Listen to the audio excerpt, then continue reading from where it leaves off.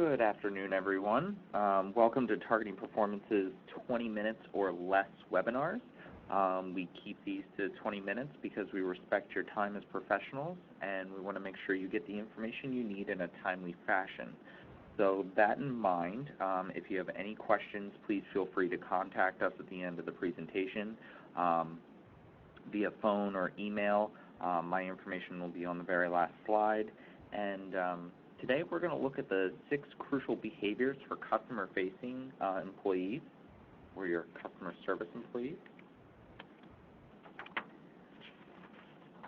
And this is so important because you cannot afford not to build customer loyalty. That's where the business is. And we found that over the years there are 6 crucial behaviors: trust, tact, empathy, conformity, focus, and flexibility, and we're going to be looking at all of these. And the reason is because in this era of social networking, it only takes one tweet or Facebook status update to seriously damage a company's reputation. One bad customer experience can cost you that customer for life, and possibly even more depending who that customer is talking to. And this is important across the board: hospitality, travel, retail, healthcare, and financial services. These are especially prone to losing customers who have a negative experience.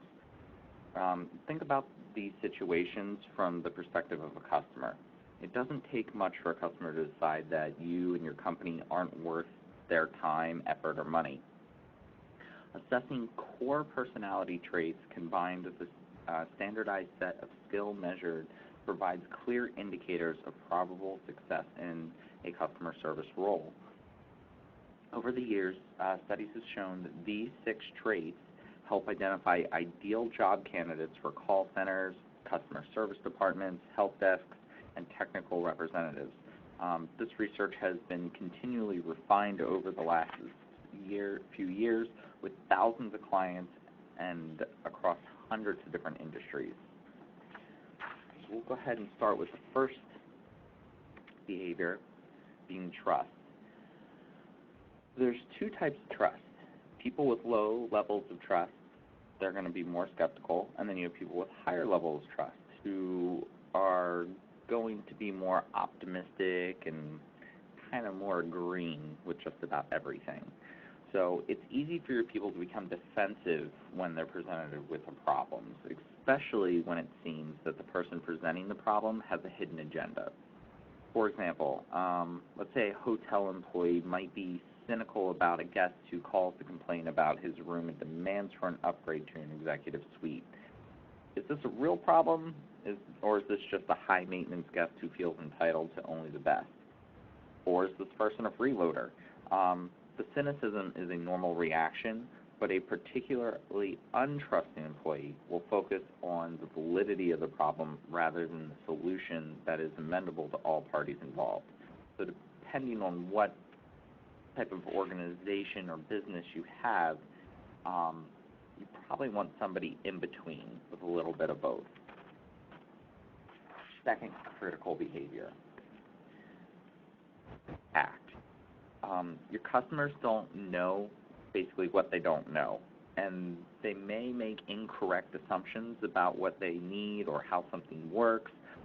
They also don't want to feel stupid and likely be offended if your customer service representative makes a big deal about their incorrect assumptions and points it out. This is common a lot in technology and healthcare fields that may require special knowledge. However, the bottom line is that how you say something to your customers can be just as important as what you say, especially in an emotionally charged situation. So you're going to want a high level of tact across the board. Empathy. This is a big one. Customers need to feel that someone cares about their experience. They need to feel loved, and they need to get turned off they tend to get turned off very quickly when they sense that you don't care about their pain, their feelings. Even if you can't help them because the situation's beyond your control, just acknowledging that you understand both the situation and their frustration can be more than half the battle. A good example of this would be like a delayed flight caused by inclement weather. Even though the airline isn't technically at fault, travelers still appreciate it when the airline employees demonstrate that they care and take reasonable measure to offer guidance or rebook the flight. On the other hand, if travelers feel that no one from the airline cares about their predicament, they are less likely to return to that airline for future flights.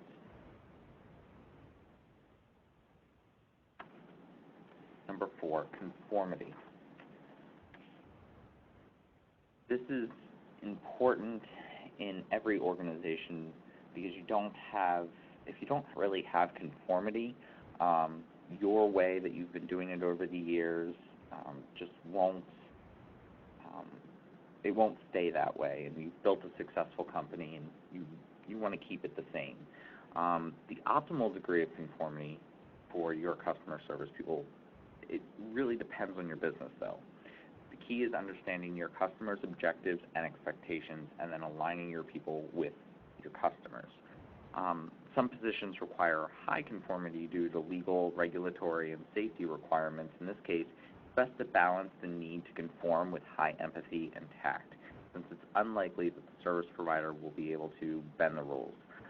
Your customer-facing people should be aware of the stress that takes place on the customer, and they should let the customer know that they feel his or her pain. So again, going back to the empathy and bringing that forward.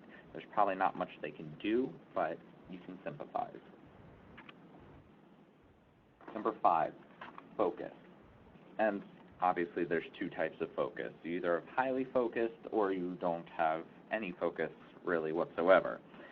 Have you ever tried to go to a local mall and try to get help from a teenager focused more on texting his or her friends rather than helping you find what you're looking for? Have you ever asked an innocent question out of curiosity and then found yourself stuck for an eternity while that person goes and hunts endlessly for the answer? This person is likely so focused on getting that answer that he or she doesn't realize that you really don't care that much about it and would rather not wait for an answer to an inessential question. Obviously, no customer wants the person serving her or him to be distracted or preoccupied with something meaningless. On the other hand, being too focused can be a bad thing.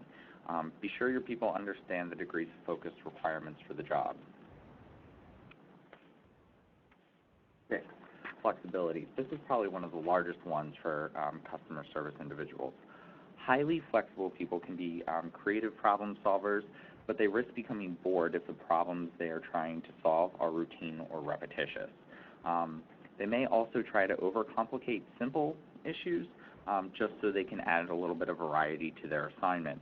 On the other hand, it's easy to assume that your customer service employees should be flexible in order to accommodate the customer's needs, but this isn't always the case. Less flexible people often prefer routine or repetitious tasks that change little over time.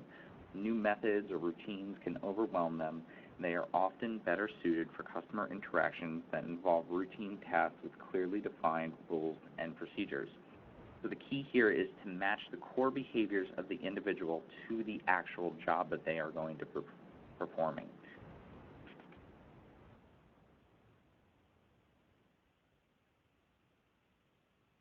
And again, companies that provide the best service think in terms of the customer, and this requires the employee's willingness and flexibility.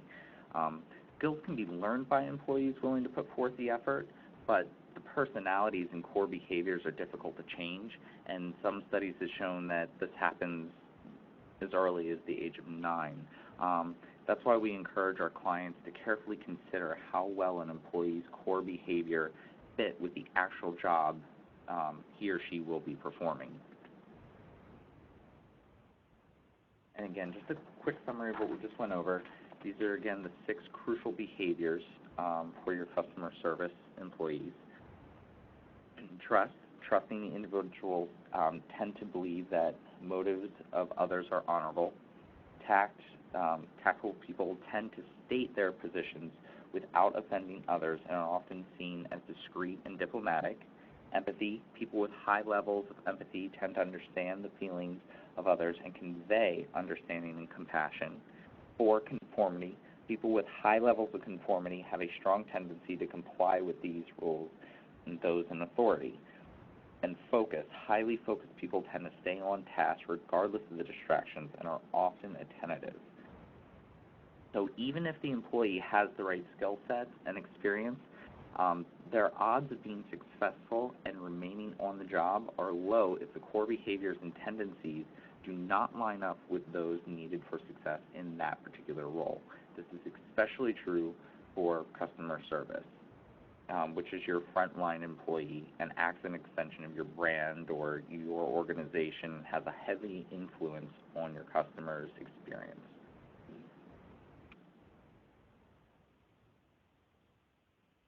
And I want to thank you all for joining in. Here is our contact information. Please feel free to contact us by phone or email with your questions. My name is Adam, if you have anything in particular that you want to check in with me about. And again, we appreciate your time. And if you guys have any suggestions of something you would particularly like to see as far as a topic, we'd love to have them. And again, thank you, and take care.